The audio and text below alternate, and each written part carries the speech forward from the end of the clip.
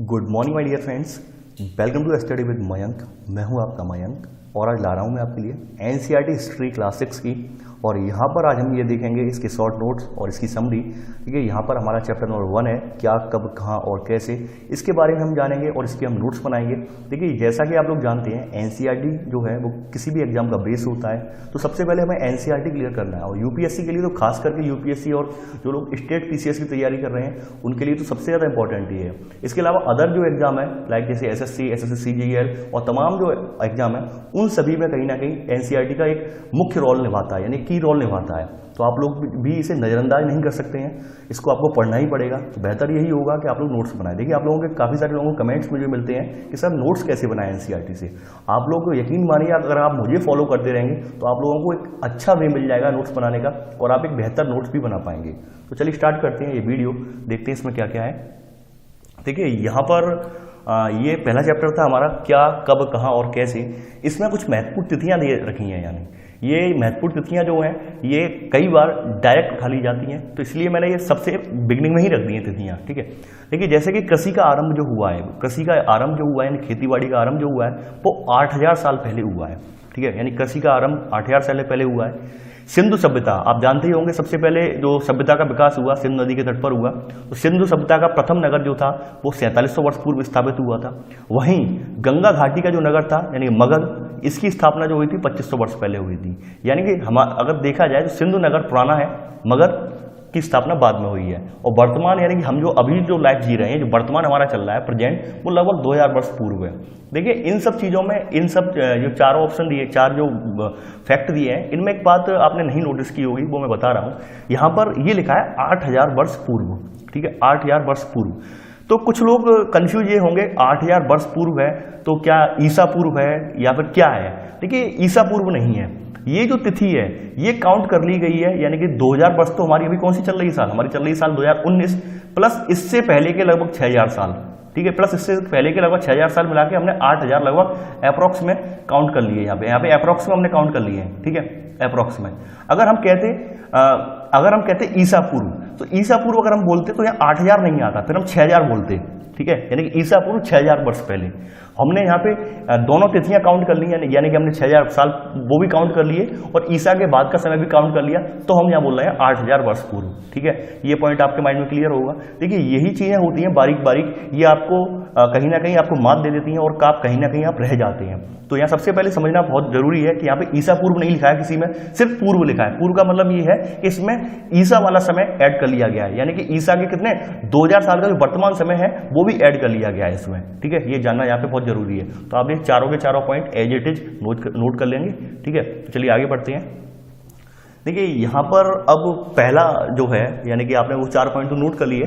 अब यहाँ पर जो पहला मतलब जो है, यानी पहला जो है बिंदु है वो आपको नोट करना है। देखिए, पहला बिंदु ये है कि लाखों साल पहले जो लोग थे वो नर्मदा नदी के तट पर आकर बसे थे। ठीक है, लाखों साल पहले, कई लाख वर्ष पहले से लोग नर्मदा नदी के तट पर रह रहे हैं। ठीक है, और ये लोग जो थे जो है कुशल संग्राहक थे। संग्राहक का मतलब क्या होता है कि आसपास के विशाल जंगलों से जो है ये लोग फल फूल कंदमूल जड़ें वगैरह एकत्रित करके उसे खाते थे। संग्राहक का मतलब जानते ही होंगे आप, किसी चीज का संग्रहण करना। तो उस समय के लोगों की जो मेन उद्देश्य था वो यही था कि हमें अपनी क्षुधा पूर्ति करनी है, यानी कि हमें अपनी केवल और केवल अपने भोजन की पूर्ति करनी है। हमें केवल और खाने से मतलब है, हमें ना अपने परिवार से मतलब, ना हमें कोई लाइफ जीनी है, ना हमें कोई फ्यूचर की चिंता है, कोई चिंता नहीं थी। केवल और केवल उनका जो मुख्य उद्देश्य था कि भोजन की प्राप्ति, हमें कैसे भी कैसे हमारा जो है पेट भरना चाहिए। ठीक है, तो इसके लिए वो आसपास के जंगलों से, वनों से जो है फल कंदमूल वगैरह ये सब जो है इकट्ठा करते थे और उससे अपना आत्मा को तृप्त करते थे। इसके अलावा वो लोग आखेट यानी कि जानवरों का आखेट यानी जानवरों का शिकार भी करते थे। ठीक है, इसके अलावा वो लोग जानवरों का शिकार भी करते थे। तो आप लिखेंगे, देखिए पहला पॉइंट आप लिखेंगे, लाखों साल पहले लोग भोजन संग्राहक के रूप में जो है या आखेटक के रूप में नर्मदा नदी के तट पर रहते थे। ठीक है, यानी कि लाखों साल पहले लोग भोजन संग्राहक के रूप में या आखेटक के रूप में नर्मदा नदी के तट पर रहते थे। ठीक है, तो ये आपका ये पहला पॉइंट हो गया। तो आपने पहला पॉइंट आपने लिख लिया, लाखों साल पहले लोग भोजन संग्राहक के रूप में या जंगल के भोजन के लिए या आखेटक के रूप में नर्मदा नदी के तट पर रहते थे। ठीक है, ये आपका आज का पहला पॉइंट हो गया। अब चलिए आगे बढ़ते हैं।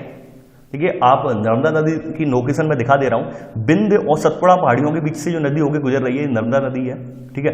अच्छा कमेंट में एक बात बतानी है आपको, मैं नहीं बताऊंगा, मैंने ज्योग्राफी में से पढ़ा दिया है। नर्मदा नदी का उद्गम कहाँ से होता है, उद्गम स्थल कौन सा है, उस जगह का नाम क्या है, वो आप बताएंगे। ये नर्मदा नदी रही आपकी, ठीक है। वर्तमान में ये एमपी से निकल रही है, अभी मध्य प्रदेश से निकल रही है, तो ये आपको मैप में मैंने दिखा दिया है, ठीक है।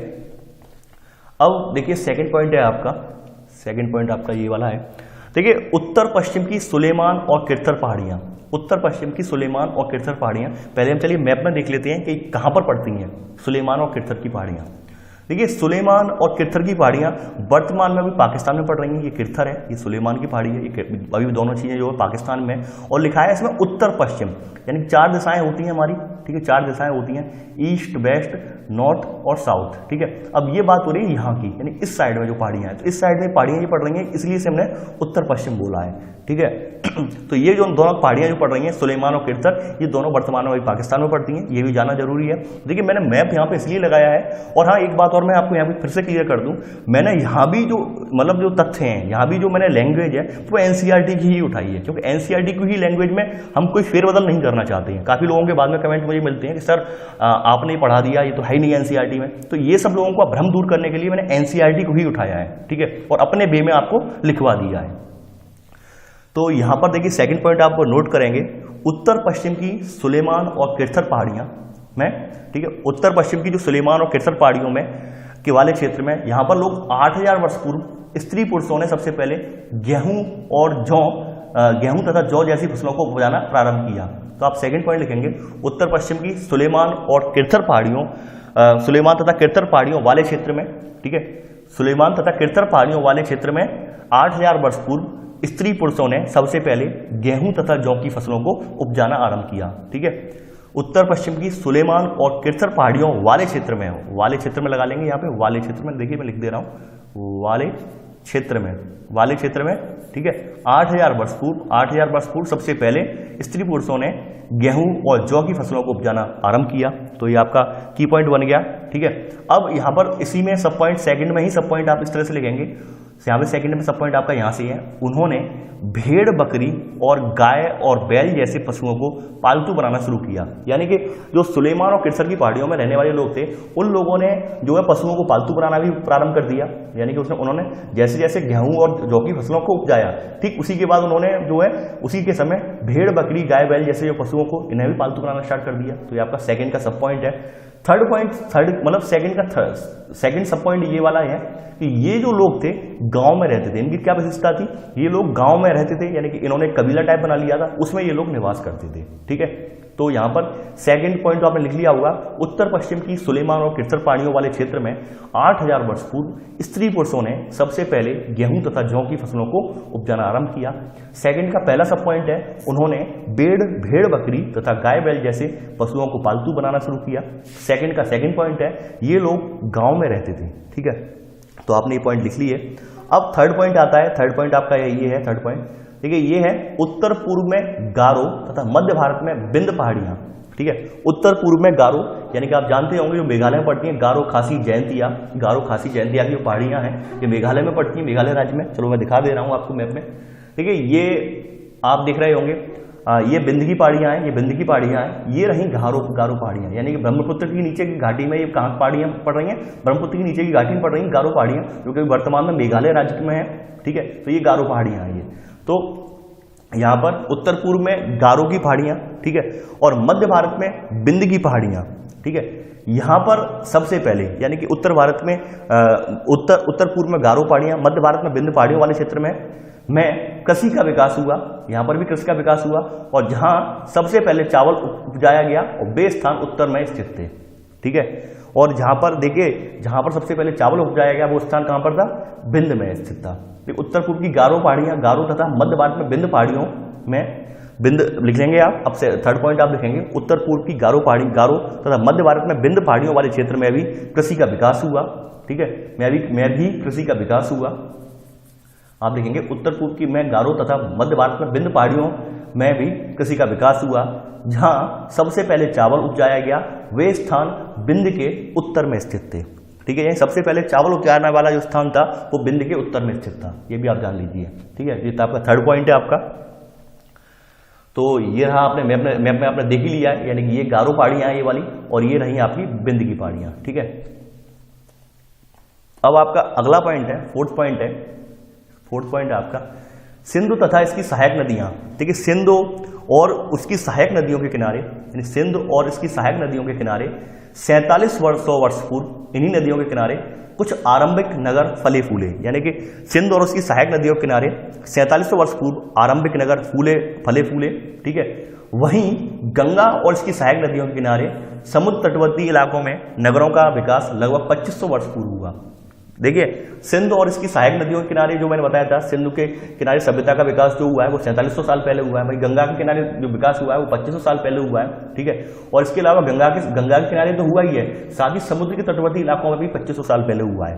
ठीक है, तो आप फोर्थ पॉइंट लिखेंगे, सिंधु तथा इसकी सहायक नदियों के किनारे, ठीक है, 4700 वर्ष पूर्व, सिंधु तथा इसकी सहायक नदियों के किनारे 4700 वर्ष पूर्व। ठीक है, वहीं जो है कुछ 4700 वर्ष पूर्व आरंभिक नगर फले फूले, तो वहीं गंगा और इसकी सहायक नदियों के किनारे तथा समुद्र तटवर्ती इलाकों में नगरों का विकास लगभग 2500 साल पहले हुआ। ठीक है, ये आपका चौथा पॉइंट है। इस सिंधु और इसकी सहायक नदियों के किनारे जो है 4700 वर्ष पूर्व आरंभिक नगरों का विकास हुआ, वहीं गंगा और इसकी सहायक नदियों के किनारे और समुद्र तटवर्ती इलाकों में नगरों का विकास लगभग 2500 वर्ष पूर्व हुआ। ये आप लिख लेंगे चौथा पॉइंट। ठीक है, तो चलिए अब आगे बढ़ते हैं। अब पांचवा पॉइंट है यहां पर, देखिए पांचवा पॉइंट आपका जो है यहां पर जो है ये है यहां पे गंगा तथा इसकी सहायक नदी। देखिए, गंगा और इसकी सहायक नदी जो है, गंगा की सहायक नदी आप देख रहे होंगे, ये है सोन नदी। ये एकमात्र गंगा की एक ऐसी नदी है, सहायक नदी है, जो दक्षिण से मिलती है। ये काफी बार पूछा जाता है ज्योग्राफी में कि गंगा की एकमात्र सहायक नदी कौन सी है जो दक्षिण की ओर से आके मिलती है। ये सोन नदी है जो दक्षिण की ओर से आके मिलती है। ठीक है, तो गंगा और इसकी सहायक नदी वाले क्षेत्र में, ठीक है, इसमें इसके आसपास का जो प्राचीन क्षेत्र था इसे मगध के नाम से जाना जाता था। ठीक है, तो आप अगला पॉइंट जो लिखेंगे, अगला पॉइंट पांचवा पॉइंट है, गंगा के दक्षिण में जो है, गंगा के दक्षिण में इस नदी के आसपास का क्षेत्र प्राचीन काल में मगध नाम से जाना जाता था। इसके शासक बहुत शक्तिशाली थे और उन्होंने एक विशाल राज्य भी स्थापित किया था। ठीक है, तो आप ये लिख लेंगे, गंगा और इसके दक्षिण में इसकी सहायक नदी सोन के आसपास का क्षेत्र प्राचीन काल में मगध नाम से जाना जाता था। इसके शासक बहुत शक्तिशाली थे, उन्होंने एक विशाल राज्य स्थापित किया। ठीक है, तो आपका पांचवा पॉइंट है। ठीक है, आपने लिख लिया होगा कि गंगा के दक्षिण में इन नदियों के आसपास का गंगा के दक्षिण में और गंगा की या फिर ऐसे लिख लेंगे कि गंगा तथा इसकी सहायक नदी सोन के आसपास का क्षेत्र प्राचीन काल में मगध के नाम से जाना जाता था। इसके शासक बहुत शक्तिशाली थे और उन्होंने एक विशाल राज्य स्थापित किया था। लेकिन यहाँ पर आप एक चीज मेंशन करना बहुत जरूरी है आपको, दक्षिण में, क्योंकि काफी लोग कंफ्यूज हो जाते हैं। कभी कभी एग्जाम में पूछ लिया जाता है कि गंगा के उत्तर में कौन सा क्षेत्र था, तो आप लगा जाएंगे कि मगध है, लेकिन मगध होता ही नहीं, क्योंकि गंगा के दक्षिण वाला क्षेत्र है। तो आप स्पष्टली लिख लीजिए कि गंगा के दक्षिण में इन नदियों के आसपास का क्षेत्र प्राचीन काल में मगध नाम से जाना जाता था। इसके शासक बहुत शक्तिशाली थे और उन्होंने एक विशाल राज्य स्थापित किया। ये आपका पांचवा पॉइंट है। ठीक है, तो आपने गंगा नदी आप देख रहे होंगे ये। अब अगला पॉइंट आता है आपका छठवां पॉइंट जो है, छठवां पॉइंट आप ध्यान से लिखेंगे। देखिए, अपने देश के लिए हम प्राय इंडिया तथा भारत जैसे नामों का प्रयोग करते हैं। ये आपका पहला पॉइंट है छठवें में कि अपने देश के लिए हम प्राय इंडिया तथा भारत जैसे नामों का प्रयोग करते हैं। ठीक है, और अब छठवें में ही सब पॉइंट आप इस तरह से लिखेंगे। फर्स्ट सब पॉइंट, इंडिया शब्द इंडस से निकला है, जिसे संस्कृत में सिंधु कहा जाता है। देखिए, इंडिया जो वर्ड है ये इंडस से निकला है, जिसे संस्कृत में सिंधु कहा जाता है, सिंधु नदी कहा जाता है। ठीक है, तो ये आपने 6 का पहला सब पॉइंट लिख लिया। इंडिया शब्द इंडस से निकला है, जिसे संस्कृत में सिंधु कहा जाता है। अब यहीं पे इसका 6 का सेकंड सब पॉइंट आप लिखेंगे इस तरह से, लगभग 2500 वर्ष पूर्व उत्तर पश्चिम की ओर से आने वाले ईरानियों और यूनानियों ने सिंध को हिंदौस अथवा इंदौस और इस नदी के पूर्व में स्थित भूमि प्रदेश को इंडिया कहा। ठीक है, यानी कि लगभग 2500 साल पहले उत्तर पश्चिम की ओर से आने वाले ईरानी और यूनानियों ने सिंध को हिंदौस अथवा इंदौस और इस नदी के पूर्व में स्थित भूमि प्रदेश को इंडिया कहा। ठीक है, ये आपका 6 का सेकंड सब पॉइंट है। सातवां है यहाँ पे पॉइंट 6 का थर्ड सब पॉइंट है, भारत नाम का प्रयोग, भारत नहीं है यहाँ पे, भारत नाम का प्रयोग उत्तर पश्चिम में रहने वाले लोगों के एक समूह के लिए किया जाता था। देखिए ये लोग भरत नाम का प्रयोग करते थे, जो कि उत्तर पश्चिम में रहने वाले एक लोगों के समूह के लिए किया जाता था। और इस समूह का उल्लेख जो है संस्कृत की आरंभिक यानी कि लगभग 3500 वर्ष पुरानी कृति ऋग्वेद में भी मिलता है। यानी सबसे पहली आरंभिक कृति संस्कृत की जो है वो ऋग्वेदी बोली जाती है और ये लगभग 3500 साल पुरानी है। ठीक है, तो छठवां पॉइंट आपने लिख लिया होगा। अपने देश के लिए हम प्राय इंडिया तथा भारत जैसे नामों का प्रयोग करते हैं। इसका 6 का पहला सब पॉइंट है, इंडिया शब्द इंडस से निकला है, इसे संस्कृत में सिंधु कहा जाता है। 6 का सेकंड सब पॉइंट यानी कि ये 6 का पहला सब पॉइंट है, ठीक है, और ये 6 का सेकंड सब पॉइंट है। लगभग 2500 वर्ष पूर्व उत्तर पश्चिम की ओर से आने वाले ईरानियों तथा यूनानियों ने सिंध को हिंदौस अथवा इंदौस और इस नदी के पूर्व में स्थित भूमि प्रदेश को इंडिया कहा। ठीक है, अब इसका थर्ड सब पॉइंट है 6 का, भरत नाम का प्रयोग उत्तर पश्चिम में रहने वाले लोगों के एक समूह के लिए किया जाता था और इस समूह का उल्लेख संस्कृत की आरंभिक लगभग 3500 वर्ष पुरानी कृति ऋग्वेद में भी मिलता है।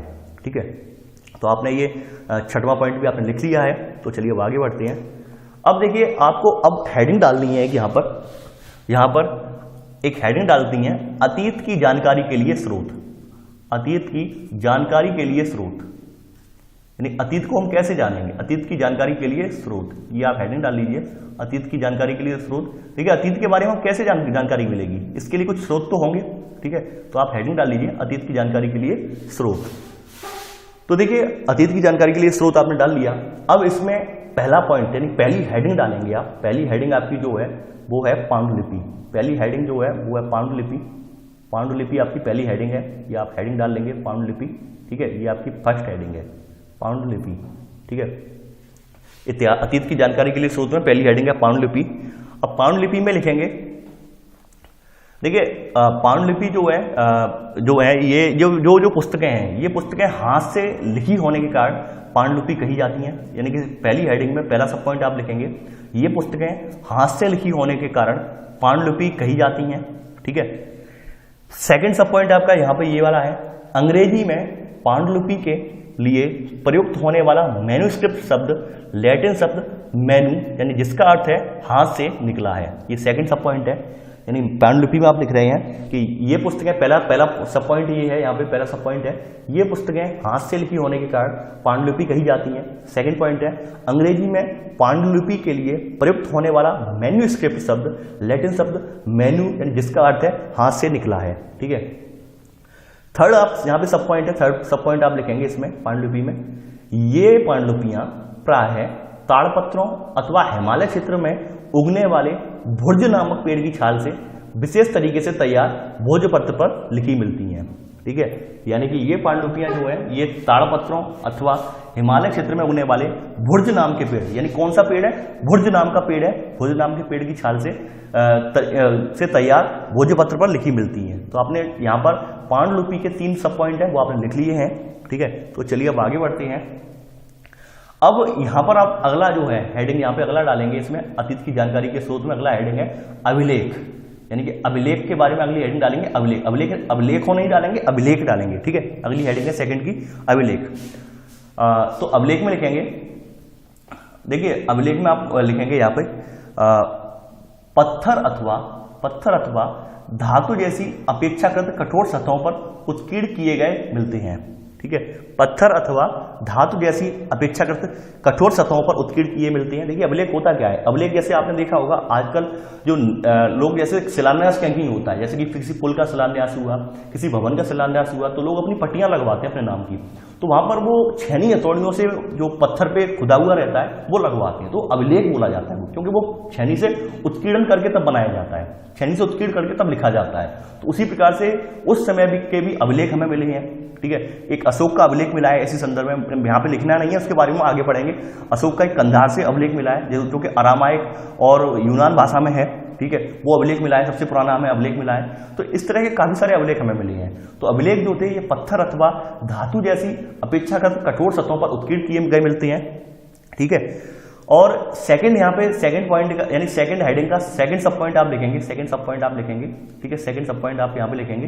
देखिए यहाँ पे मैं लिखवा रहा हूँ, आपको लिखना है, इन पर शासकों के आदेश, यानी इन पर क्या क्या मिलता है, इन पर शासकों के आदेश, यानी इन पर शासकों के आदेश, कॉमा प्रशंसा, कौमा वंशावली एवं कार्यों का विवरण मिलता है। यानी कि जो अभिलेख मिले हैं इन पर शासकों के आदेश, प्रशंसा, कौमा वंशावली एवं कार्यों का विवरण मिलता है। तो आपका यहाँ पे अभिलेखों के संदर्भ में ये आपने 2 पॉइंट लिख लिए। यानी पहला पॉइंट था पत्थर अथवा धातु जैसी अपेक्षाकृत कठोर सतहों पर उत्कीर्ण किए गए मिलते हैं। सेकंड पॉइंट था कि इन पर शासकों के आदेश, प्रशंसा, वंशावली एवं कार्यों का विवरण मिलता है। ठीक है, अब थर्ड जो आपकी जो है, यानी थर्ड आपकी जो इसमें हेडिंग है अतीत की जानकारी के स्रोत में, यहां पर थर्ड हेडिंग डालेंगे आप लिखित स्रोत। यानी थर्ड हेडिंग आपकी जो पड़ेगी ये पड़ेगी लिखित स्रोत। ये आप हेडिंग डाल लीजिए लिखित स्रोत। ठीक है, ये आपकी हेडिंग है, अगली हेडिंग है लिखित स्रोत। ठीक है, ये आप अगली हेडिंग आपने डाल ली लिखित स्रोत। तो अब आप इसमें लिखेंगे लिखित स्रोत में। ठीक है, लिखित स्रोत में क्या है? लिखित स्रोत में जो हमारी प्राचीन ग्रंथ वगैरह हैं, प्राचीन जो नाटक उपन्यास वगैरह हैं, तो इन सबसे हमें जानकारी मिलती है। ठीक है, देखिए प्राचीन में जैसे कि आपका ऋग्वेद ही 3500 साल पुराना है, ऋग्वेद है। इसके अलावा काफी सारी महाकाव्य लिखे गए हैं, जैसे महाभारत महाकाव्य है। ठीक है, एक महाभारत महाकाव्य है, ये भी लिखे गए हैं। तो ऐसे ही तमाम जो रचनाएं हैं इनसे हमें जानकारी मिलती है। ये रचनाएं केवल आप ये केवल हिंदी में ही नहीं है, संस्कृत में भी है, तमिल भाषा में भी है और अन्य भाषाओं में भी ये रचनाएं मिली हैं। ठीक है, तो आप यहां पर लिखेंगे महाकाव्य, महाकाव्य, कविताएं तथा नाटक इत्यादि। यानी कि लिखित स्रोत में क्या क्या है? महाकाव्य, कविताएं तथा नाटक इत्यादि। अब यहां पर देखिए पहला सब पॉइंट तो आपने लिख लिया होगा, पहला सब पॉइंट है यहाँ पे महाकाव्य, कविताएं तथा नाटक इत्यादि। इसके अलावा सेकंड सब पॉइंट है इनमें से कई संस्कृत में लिखे हुए मिलते हैं, जबकि अन्य प्राकृतिक एवं तमिल में है। यानी कि इनमें से कई जो है संस्कृत में, प्राकृत में या तमिल में भी लिखे हुए मिले हैं।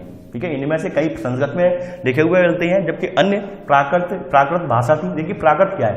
प्राकृत उस समय लोगों की संपर्क भाषा थी। ठीक है, संपर्क भाषा यानी प्राकृत भाषा क्या थी? जैसे सब लोग क्या है अपनी अपने भाषा का विकास करते हैं, तो उस समय की जो भाषा थी जो लोग अपने आदान प्रदान के लिए, अपने विचारों की अभिव्यक्ति के लिए प्रयोग में लाते थे, जो कि आज तक उसे पढ़ नहीं सके, समझ नहीं सके, वो उनकी प्राकृत भाषा थी। ठीक है, उस भाषा को हमने प्राकृत नाम दे दिया। ठीक है, तो ये इनमें से कई संस्कृत में लिखे हुए मिलते हैं, जबकि अन्य प्राकृत और तमिल में है। ठीक है, यहाँ पे देखिए थर्ड यहाँ पे लिखेंगे जो है थर्ड सब पॉइंट लिखेंगे, थर्ड पॉइंट। ठीक है, प्राकृत भाषा का प्रयोग आम लोग करते थे। ये थर्ड पॉइंट है, यहाँ पर थर्ड सब पॉइंट है, यानी थर्ड का थर्ड सब पॉइंट है, प्राकृत भाषा का प्रयोग कौन करते थे? आम लोग करते थे। ठीक है, तो आपने तीन सब यहाँ पे तीसरे हेडिंग में लिख लिए 3 सब पॉइंट। अब आगे बढ़ते हैं। यहाँ पे देखिए चौथा पॉइंट है, चौथा हेडिंग है आपकी, चौथी हेडिंग है आपकी पुरातत्विक साक्ष्य। चौथी हेडिंग है, लिख दे रहा हूं मैं यहाँ पे, पुरातत्विक साक्ष्य। ये आपकी हेडिंग है, यानी कुछ तो पुरातत्विक साक्ष्य भी मिले हैं जिनसे हमने पता लगाया।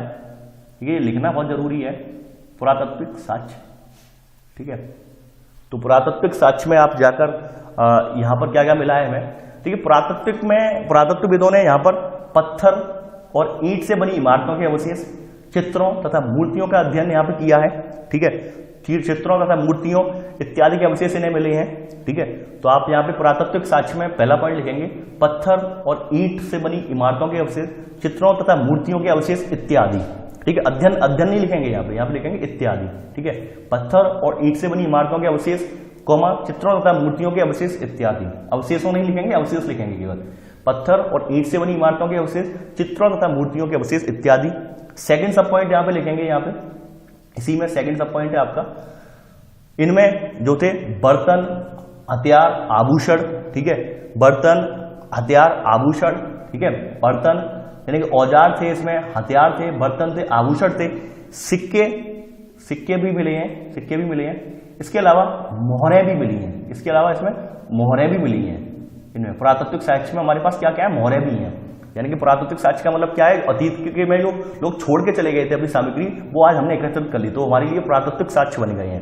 तो इनमें क्या क्या है? औजार हैं, हथियार हैं, बर्तन है, आभूषण है, इसके अलावा सिक्के और मोहरें इत्यादि भी हैं।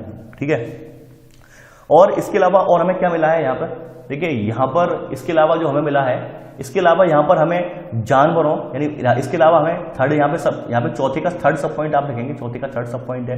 इसके अलावा जानवरों, चिड़ियों तथा मछलियों की हड्डियां भी यानी मछलियों की अस्थियां भी हमें मिली हैं। तो जानवरों, चिड़ियों तथा मछलियों की अस्थियां इत्यादि, ये भी हमारे पास प्राकृतिक साक्ष्य हैं।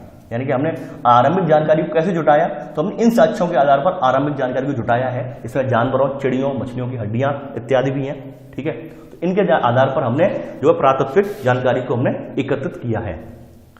अब देखिए यहां पर एक नोट करके एक चीज लिखेंगे, यहां पर आपको नोट करके आपको लिखनी है, ये लिखना जरूरी है, नोट करके पांडुलिपियों, अभिलेखों तथा पुरातत्व से ज्ञात जानकारियों के लिए इतिहासकार प्राय स्रोत शब्द का प्रयोग करते हैं और इतिहासकार उन्हें कहते हैं जो अतीत का अध्ययन करते हैं।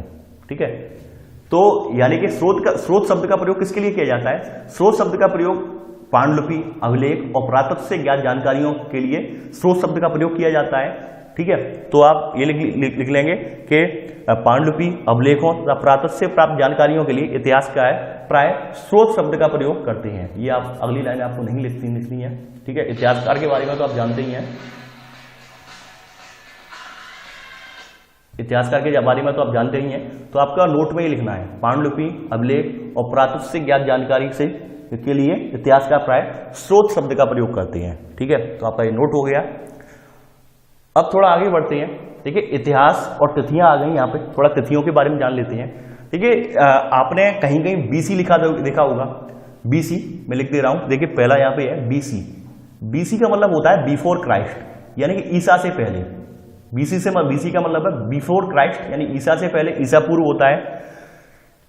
एक और होता है यहाँ पे बीसीई। देखिए यहाँ पे एक तो होता है बीसी, तो आपने इसका मतलब होता है बिफोर क्राइस्ट, यानी जो ईसा से पहले। इसके अलावा देखिए मैं लिख लीजिए यहाँ पे बीसी का मतलब होता है बिफोर क्राइस्ट, यानी ईसा से पहले। मैं लिख दे रहा हूँ, ये आपको भी नोट करना है। ये काफी बार आप लोग कंफ्यूज हो जाते हैं। इसमें बीसी का मतलब होता है बिफोर क्राइस्ट, यानी कि ईसा से पहले। इसके अलावा बीसी की जगह एक वर्ड और लिखा जाता है, वो लिखा जाता है बीसीई। तो इसका मतलब होता है before common era, before common era, या ये भी आप लिख लीजिए बिफोर कॉमन एरा।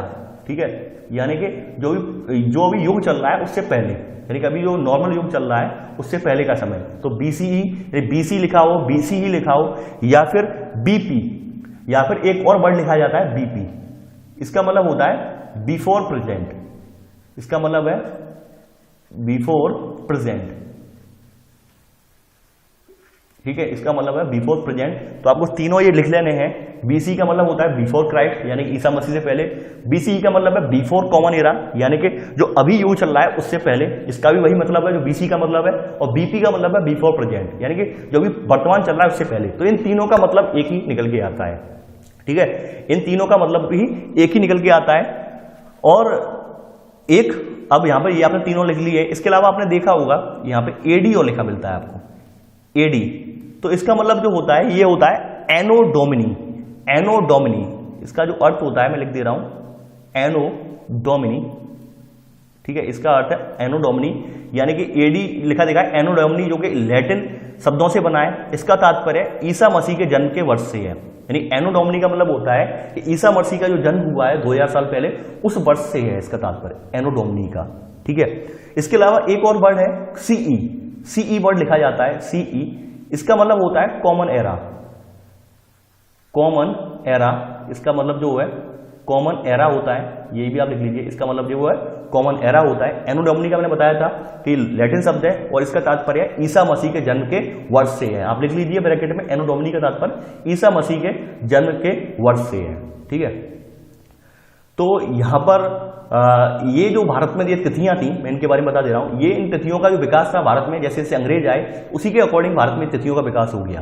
ठीक है, तो भारत में इन तिथियों का के इस रूप का प्रयोग लगभग 200 साल पहले से आरंभ हुआ है। यानी कि हमने पहले हमारे यहाँ ईसा मसीह के ये नहीं चलते थे, ईसा मसीह वाली जो तिथिक्रम ये नहीं चलता था। ये सबका विकास जो हुआ है लगभग 200 साल पहले से हमारे यहाँ स्टार्ट हुआ है। ठीक है, तो ये था हमारा आज का वीडियो। आई होप आपने नोट्स अच्छे खासे बना लिए होंगे। इसके अलावा देखिए आप लोगों से एक बार और गुजारिश करनी है यहां पर एक आई बटन दिया हुआ होगा वीडियो में, यहां पर आई बटन एक दिया होगा। यहां पर इसके बाद जो टेस्ट सीरीज है, यानी कि मैंने टेस्ट सीरीज भी करवाई है एनसीईआरटी की, वो आप अगर जरूर लगा लेंगे, वो आप अगर अवश्य लगा लेंगे तो यकीन मानिए आपका एनसीईआरटी पढ़ना सार्थक हो जाएगा। आपको एक आइडिया लग जाएगा कि हम किस तरह से प्रश्न अटेम्प्ट करेंगे यूपीएससी परीक्षा में और कैसे प्रश्न पूछे जाते हैं और हम कितना कर पा रहे हैं। तो आप यहां पर जो टेस्ट सीरीज वाला वीडियो है वो भी मिस ना करें, यानी कि जब जब मेरी समरी की वीडियो आए उसके बाद जो टेस्ट सीरीज वाली वीडियो है, जिसका लिंक मैं कमेंट में भी दे दूंगा, डिस्क्रिप्शन में भी दे दूंगा, और यहां पर आई बटन है, इस आई बटन में भी मैं वो लिंक दे दूंगा, आई बटन में भी मैं वो लिंक दे दूंगा। तो आप उस वीडियो को बिल्कुल भी मिस ना करें, उस वीडियो को अवश्य देखें। इसके अलावा अपनी प्रतिक्रियाएं दें, आपको ये वीडियो कैसा लगा। साथ ही साथ इस वीडियो को अपने जो भी नियर बाई लोग हैं और जो भी लोग ऐसे हैं जो लोग ये नहीं जानते कि मैं नोट्स कैसे बनाने हैं, उन लोगों के साथ जरूर साझा करें ताकि वो लोग भी नोट्स बना सकें। तो आज के लिए उतना ही। Thanks for watching. जय हिंद।